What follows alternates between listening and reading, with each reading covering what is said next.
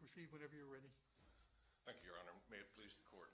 I'm Gray Thomas on behalf of the appellant, Leonard KOO. I'd like to reserve 4 minutes for rebuttal.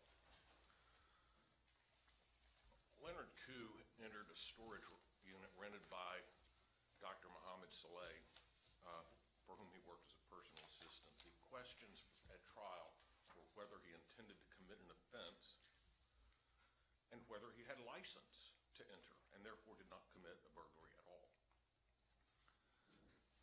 He knew the 8-digit code that was required to get into the building itself before getting to the property.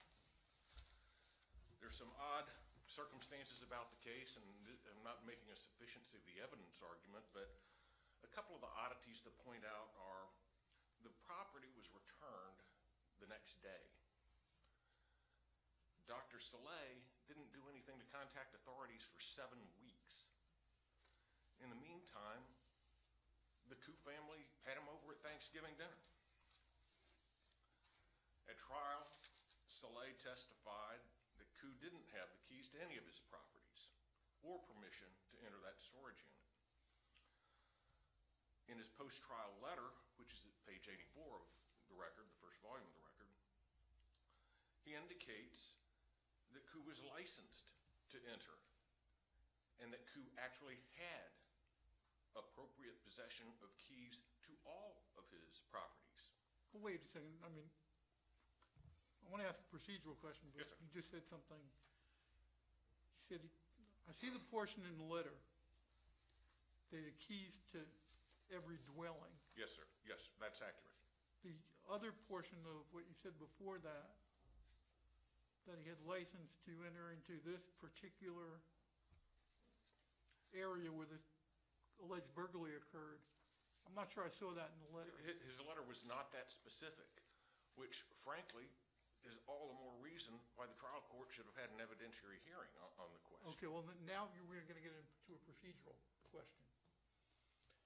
This was noticed for a motion for new trial and sentencing. The trial court considered the letter, evidently. I mean, the letter was considered. Did at any point was the trial court ever asked, saying, can we present any other evidence other than the letter? Yes, sir. Okay, where was that? Okay, there was a motion for new trial, which was filed. That was noticed for hearing. Then subsequently, trial counsel filed an amended motion for new trial, which explicitly, on its second and third pages, I did not jot the record cite to the amended motion for new trial, explicitly requested an evidentiary hearing, citing the case law, including some of the case law that I've cited in the appellant's briefs. So the court was clearly on notice that an evidentiary hearing was being requested. It was explicit in the motion. The case law supporting the need for an evidentiary hearing was cited under the standard that you got to have an evidentiary hearing unless the purported recantation either isn't really a recantation at all, or it's just clearly incredible or clearly immaterial. And the issues raised in this letter are not that. Good, I'm sorry. Isn't it fair to say that besides the reality TV show that appeared to be going on in this relationship here, it sounds to me like this doctor had a change of heart after the trial. He was the state's key witness, correct? Yes. Wasn't he basically the state's key witness? Yes. Yeah. That he then says, well, in his letter, I now understand, having been through this process, that the defendant's intent was far more benign than what the state is alleging here. In other words, basically the doctor, I think, as I read his letter, is saying, I'm the bad guy. I'm the one that had these veiled threats to the defendant. The defendant was scared of me, and that's why he went to get the gun, so I couldn't get him myself, because I might shoot him. although I'm not a dangerous person, I wouldn't shoot anyone, he says. But it's sort of it's craziness. It's but the trial judge is sitting here and he has to decide: is this a significant enough deviation, recantation from what the doctor's testimony at trial? So if you could help me out, overlay the doctor's testimony at trial with a letter and show us where there's enough that the trial judge should say, okay, you're right, this procedure is now put us into the mode where we have to have a hearing. Well, I think there are a couple of points. One is, first of all, Soleil's trial testimony was a little bit all over the map, as the record reflects, as is this letter. But there are a couple of key points, I think. One is, at trial, he testified that the only time that Leonard KOO possessed any keys to any of his properties was when he had stolen them. This letter says he had keys to all of his dwellings and doesn't indicate that there was any problem with that. In this trial testimony, he acknowledges that KOO was essentially his personal assistant, drove him around, did all kinds of things for him, built a website, helped do construction at the home. Yeah, but he didn't say he was authorized to go in the storage unit and take these guns. No, and the issue, what he says is, You know, if I give you a key to my house because, you know, you do various things for me, you may be going in there, you know, repairing an appliance, and you take my possessions from my house, and take them from there, you've committed a burglary of my home, correct? Even if you have keys. well, it depends on your intent. And one of the things that Soleil says in his letter is, I told Lynn to make sure I did not do something that I might regret, which would relate to the issue of guns. And this plays into something else that I think Judge Makar was asking about as well. At trial, Dr. Soleil testified, no, I don't have any sort of explosive temper. In this letter, he is flat out saying, yes, I have a fearsome temper that can make somebody think I might do something even though I really wouldn't do it. So it's the key points that go to authority to enter and KOO's belief and intent. That's what that's all about. And one of the things that's significant is that the issue regarding Soleil's explosive temper is also, that corroborates KOO's testimony to that effect. And at trial, he denied that. So that goes to the subjective belief that KOO was operating under at the time. So these key issues are material to whether KOO's testimony was corroborated by the accusing witness, Soleil. They're not clearly immaterial, and the statements in the letter are not inherently incredible. They're vague, but that's all the more reason why there should have been a hearing. The court did not find the statements in the letter to be clearly immaterial or inherently incredible.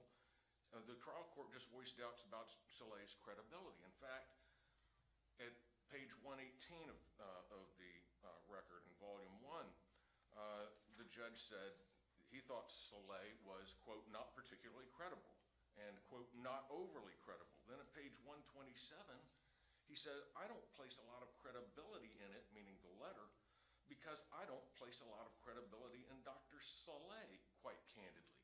He thought Soleil was pretty incredible in his trial testimony. If anything, those conclusions of the trial judge who observed Soleil testify live show an even enhanced need for an evidentiary hearing. And counsel, just to clarify, you've asked for a new trial, but you've also alternatively asked just to remand it to have this evidentiary hearing, correct? If the court finds that the record is not sufficiently developed for this court to require a new trial, absolutely, that's correct. Okay. And what would happen at that hearing? Would Dr. Soleil be brought in? Absolutely. And describe he would be under oath. I mean, he's made statements that are arguably against his penal interests in this letter, even though he's trying to sort of protect himself by saying, I just remembered. I suddenly remembered. But yes, absolutely, Dr. Soleil would be the critical witness at that evidentiary hearing. So then the trial judge at that point, having had the hearing, heard Dr. Soleil, would then decide, well, I'm going to deny the motion for new trial or grant it. Well, he would assess which version, or what Dr. Soleil, first of all, would say at the evidentiary hearing when he can actually be questioned by counsel for both parties, which did not happen below. And yes, I mean, it would be largely a credibility determination. Do I believe Soleil today or yesterday? And he could have a third version at this hearing. Absolutely. Okay. You never know. That's why you got to have the hearing, frankly. I think the legal standards are really that apply to this are really pretty clear, and I think the courts, both this court in Murrah and Stevens, and the Supreme Court of Florida and McGlynn, have set forth these standards. A purported recantation is not required to be under oath. This court didn't require it in Murrah, even when there was a videotape recantation under extremely suspicious circumstances in which the recantations could have been coerced by family members, for that matter. In Stevens, the court had a 3850 in which what was under oath was the defendant's oath on the 3.850 motion, in which he says that this witness has verbally recanted to Okay, me. you're down below 4 minutes. Yes, sir. I wanted to just touch very briefly on the firearm enhancement issue. That's required to be instructed upon, and required to be a finding by the jury because of the Apprendi versus New Jersey principle. And what happened is you have people loosely talking about guns, but nobody talked about any characteristics of any item that was removed from that storage unit. You had one item that was placed in evidence. Nobody described it other than with a name, AK-47. You had the one... But it's in evidence. It's in evidence. There's an AK-47 in evidence. Yes. Okay. Well, I don't know if it's an AK-47. It's an object. That's all we know. Dr. Soleil didn't testify. So there need to be some kind of expert and say that this is a 7.62 by 39 AK-47? The cases that hold the evidence sufficient have either an examination by an experienced police officer or other qualified person to say this was designed. So the jury can't be trusted to look at a firearm and determine it's firearm? They're not experts, no. I would submit not. And they're not going to be doing test firings to see if they work. So no, that's not within the ken of the jury. And I'd like to reserve the balance.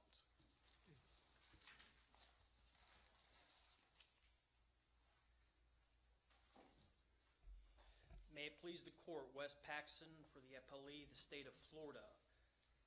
For the newly discovered evidence issue, Dr. Soleil's letter was not newly discovered evidence, as it was not such of a quality and nature that it would probably produce an acquittal on retrial. The two key statements he made in the letter where I just remembered, I'm quite certain that I told Lynn to make sure I did not do something I might regret. This did not mean he had the right to break into the storage unit with the screwdriver, break the lock, and take the firearms from that storage unit. The second statement Dr. Soleil made in the letter was he had keys to every dwelling. This did not mean he had permission to enter every location and take whatever he wanted. And this did not contradict the doctor's trial testimony that specifically KOO did not have permission to go into the storage unit and take the guns from the storage unit. Well, Counselor, wouldn't you say that the doctors essentially would be going from an unfriendly witness to a more friendly witness? And essentially he's softened his position substantially through what he said in this letter? I believe it's clear from the context of his letter that he clearly didn't like the ultimate result. In fact, he starts his letter off, and the conclusion is that he shouldn't have to spend 10 years in prison, but the bulk of it uses words like, I believe, or KOO may have been motivated by, or the only explanation for his behavior is this. And the only thing that was specifically contradicted from trial testimony was the testimony as to having keys to every dwelling. Well, wouldn't it be worthwhile to have a hearing and find out whether that's what he said in his letter? Is it true, Dr. Soleil, perhaps that you allowed him to use the passcode on this occasionally? I mean, he's sort of opened up the door, in my mind at least, to say, yeah, what I said before wasn't fully accurate, and he had keys to all these other dwellings, and if they asked the question at the hearing, he might very well say, yeah, of course he could go in there. I don't know. Why not have a hearing? Well, in this case, the fact that he had keys to every dwelling did not mean that he had permission to enter the dwelling and take the guns. He specifically testified to that at trial, and furthermore, the defendant himself admitted at trial that he did not have permission to take the guns from Dr. Soleil.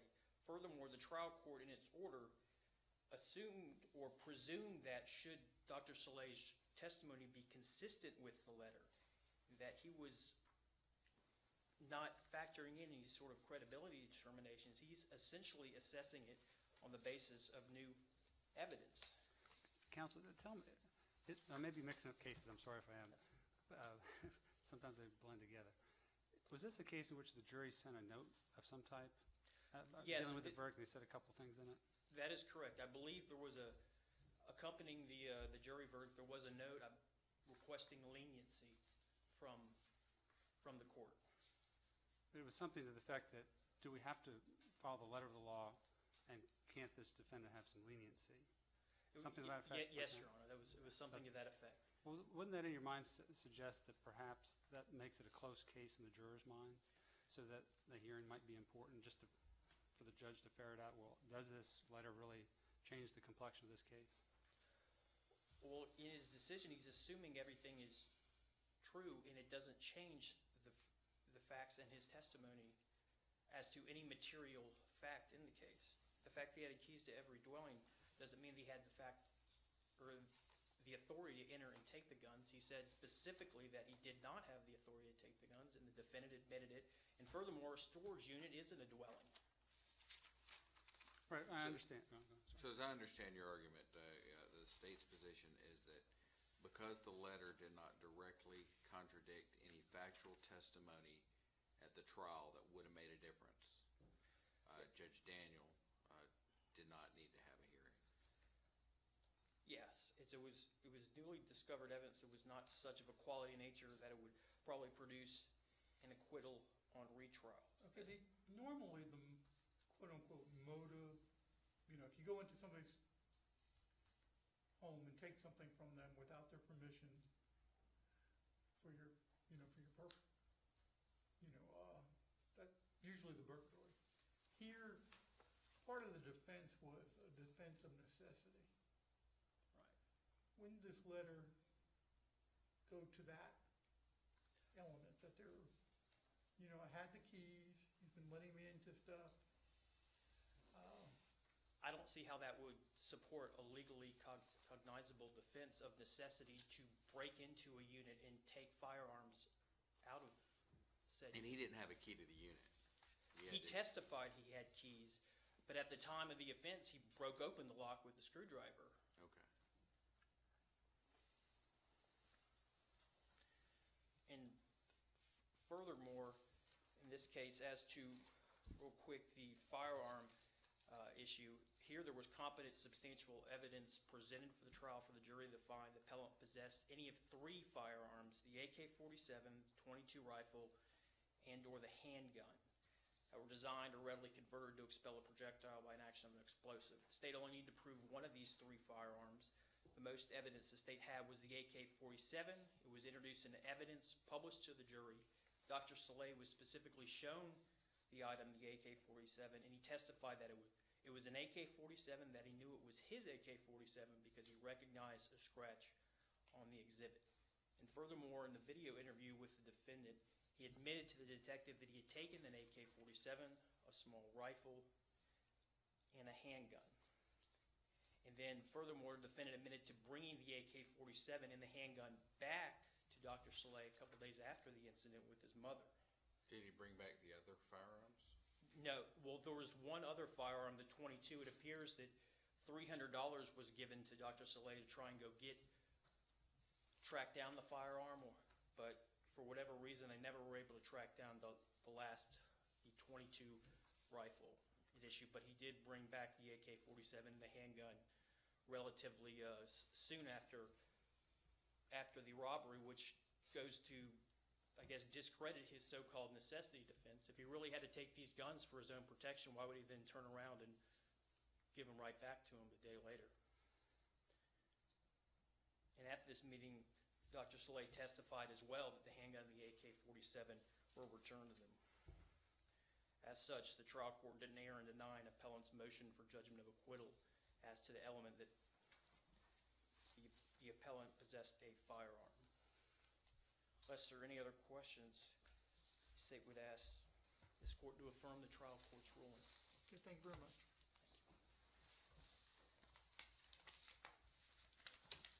There are two direct contradictions, and that is having keys properly to anything versus only when he had stolen, only when KOO had stolen them, and two, the issue of temper, which plays in again, as Your Honor noted, to this issue of a necessity defense. Well, help me, because I'm a little confused here.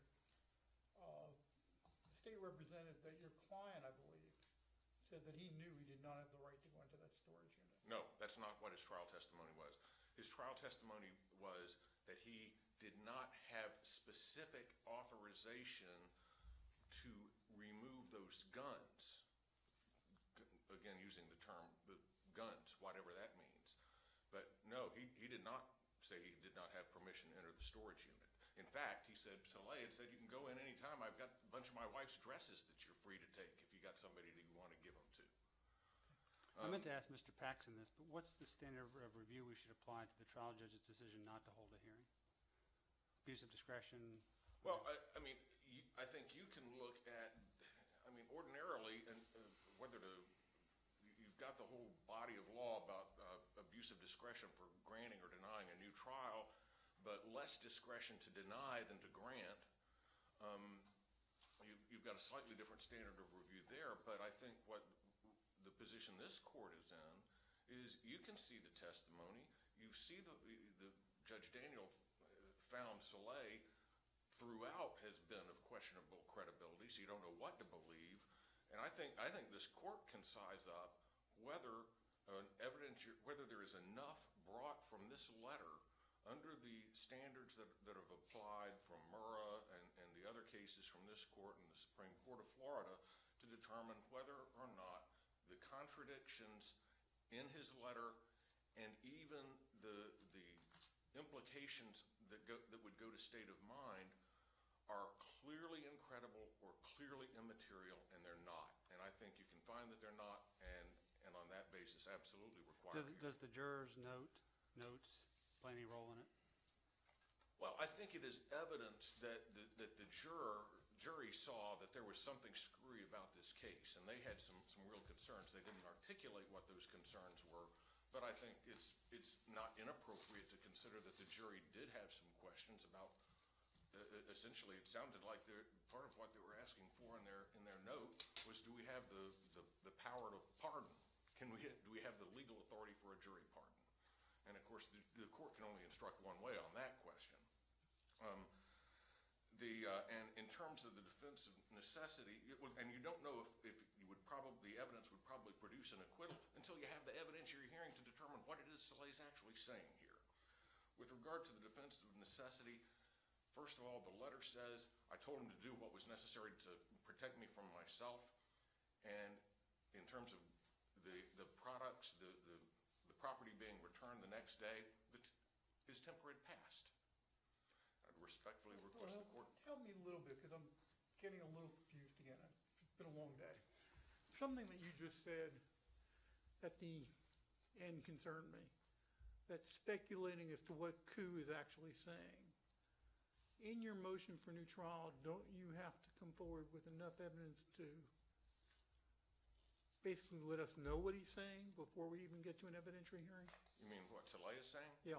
Well, that's where the letter comes from. The letter was addressed. Yeah, but you said that we're still speculating as to what Soleil was saying even after the letter.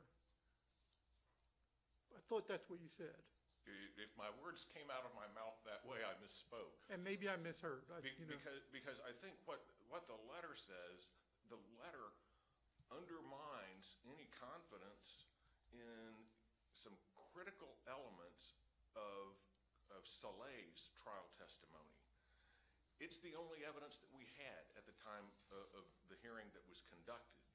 And that's why the court needed to get to the bottom of it. What we had at the time was simply a letter that presumably, on its face, it was sent to Judge Daniel. No, I'm saying except the letter is true, but I thought you said the implications of what he's actually saying here is still, somewhat vague.